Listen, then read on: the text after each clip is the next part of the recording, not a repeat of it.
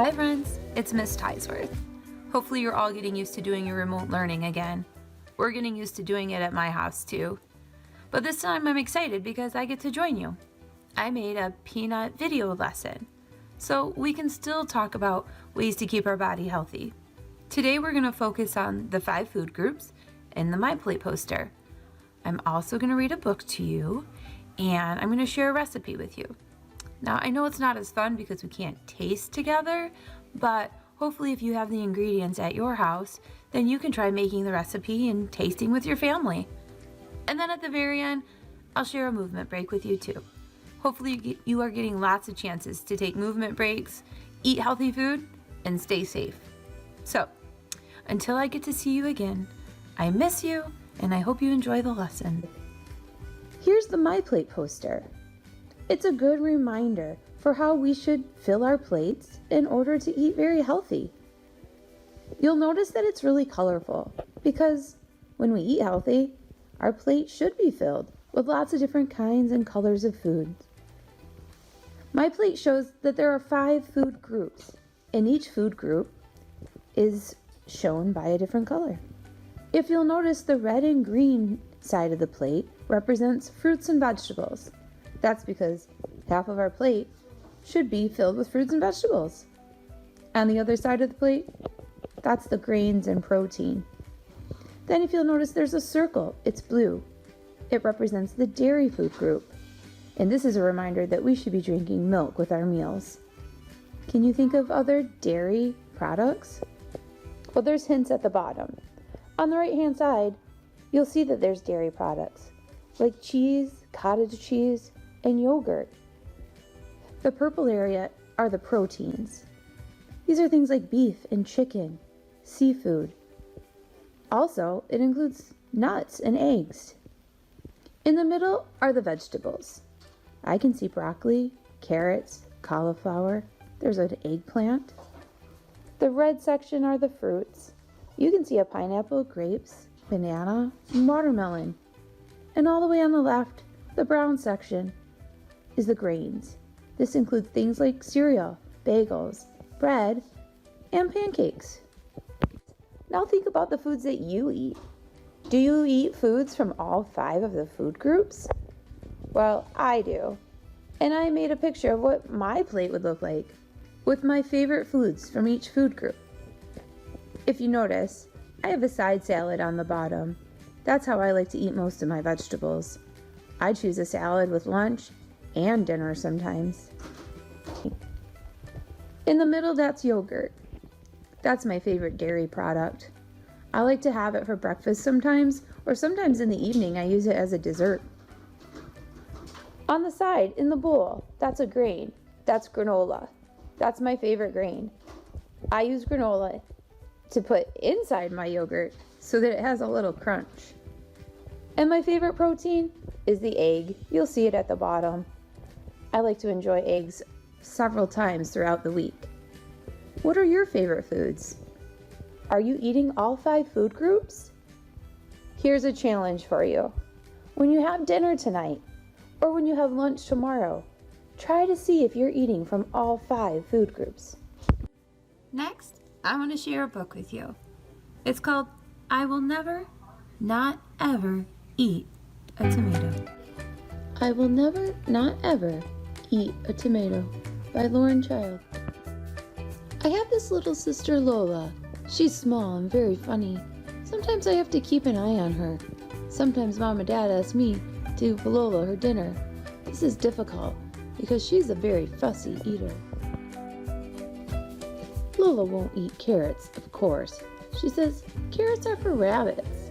I say, what about peas? Lola says peas are too small and too green.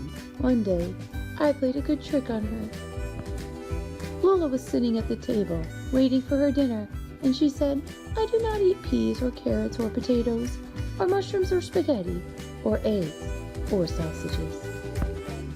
I do not eat cauliflower or cabbage or baked beans, or bananas or oranges, and I'm not fond of apples or rice or cheese or fish sticks, and I absolutely will never, not ever, eat a tomato. My sister, hates tomatoes. And I said, that is lucky, because we're not having any of those things. We're not going to eat any peas or carrots or potatoes or mushrooms or spaghetti or eggs or sausages. There will be no cauliflower or cabbage or baked beans or bananas or oranges. We don't have any apples or rice or cheese or fish sticks, and certainly no tomatoes. Lola looked at the table. Then why are those carrots there, Charlie? I don't ever eat carrots. And I said, oh, you think these are carrots? These are not carrots. These are orange twiglets from Jupiter. They look just like carrots to me, said Lola. But how can they be carrots, I said. Carrots don't grow on Jupiter. That's true, said Lola. Well, I might just try one if they're all the way from Jupiter. Not bad, she said, and took another bite.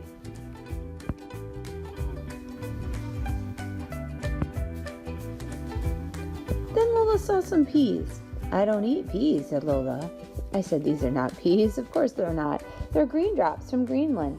They are made out of green and they fall from the sky. But I don't eat green things, Lola said.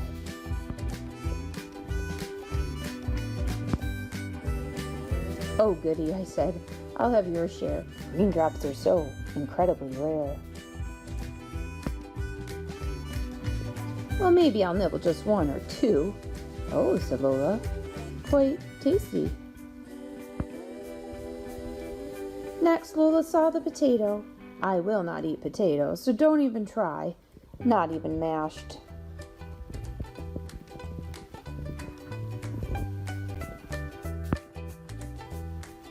Oh, this isn't mashed potato. People often think that, but no. This is cloud fluff from the pointiest peak of Mount Fuji. Oh, said Lola. In that case, a large helping for me. I love to eat cloud.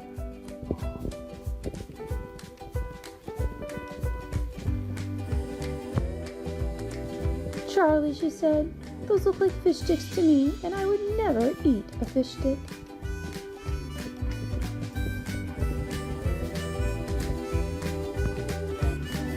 I know that. These are not fish sticks. These are ocean nibbles from the supermarket under the sea. Mermaids eat them all the time. Oh, I went to that supermarket one time with Mom. Yes, I know the ones. I think I've had them before, Lola said, gobbling. Are there any more? And then she said, Charlie, will you pass me one of those? And I said, what? One of those? And Lola said, yes, Charlie, one of those. And I couldn't believe my eyes, because guess what she was pointing at? The tomatoes. And I said, are you sure? Really? One of these? And she said, yes, of course. Moon squirters are my favorite.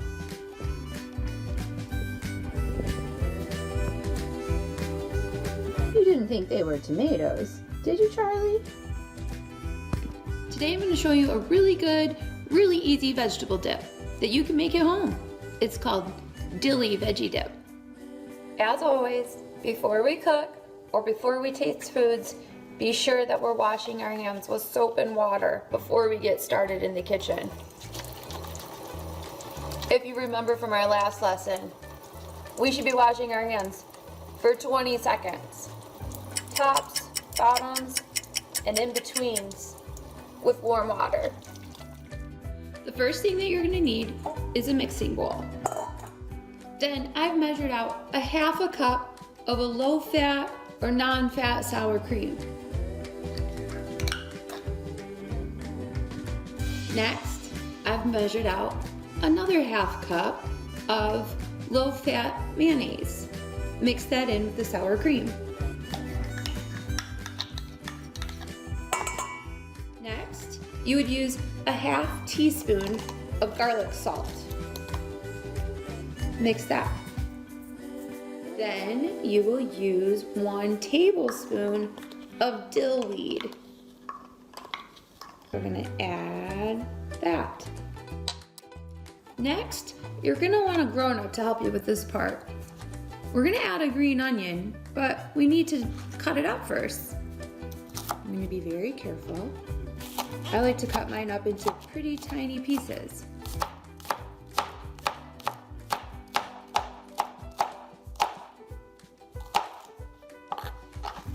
Add that to your dip. Now, you should have the sour cream, the mayonnaise, the garlic salt, the dill weed, and the chopped up green onion all in your bowl. You're almost done. Next, you just need to mix it up really well. Let all those flavors join together.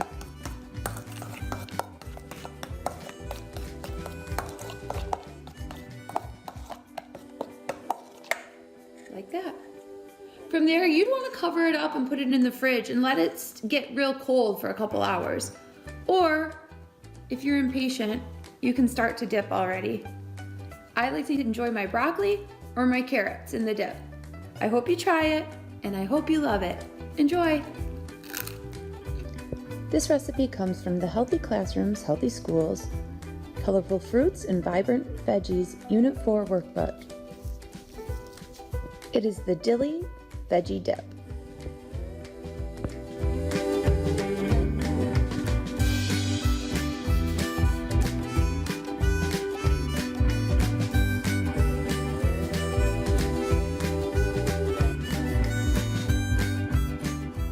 Now's your time for a movement break. If it's nice outside, hopefully you can go outside and move around. But if you can't, find a big area in your house where you can really move your body. Remember those 5 food groups? Well, I want you to think about what you've eaten today. And think about the food group of grain. If you ate a food from the grain food group, like bread, cereal, granola, rice, then I want you to do 5 jumping jacks. I'll give you time. Go ahead and start. Great job. Now, think about what you ate, and if you ate a fruit today, like a banana, or maybe an apple, then I want you to put your arms to your side and do 5 arm circles. Go ahead. Really good. Now think about vegetables. Things like broccoli or carrots. Now, if you ate a vegetable today, I want you to pretend that you have a jump rope and do 5 jumps on your jump rope. Ready? Go. Great job. Now we think about the dairy food group. If you had milk or yogurt or some cheese, then you ate foods from the dairy food group.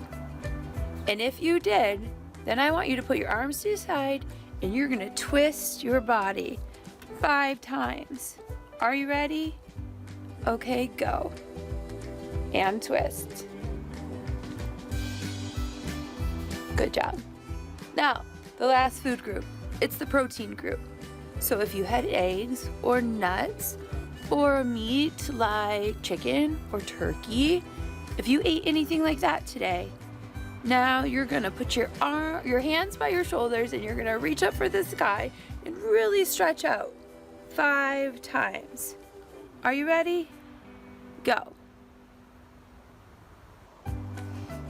Great job. Remember that in order to have a healthy diet, we want to eat all kinds and colors of foods. So you should try to eat from all 5 food groups. Great job, and I hope you have a wonderful day.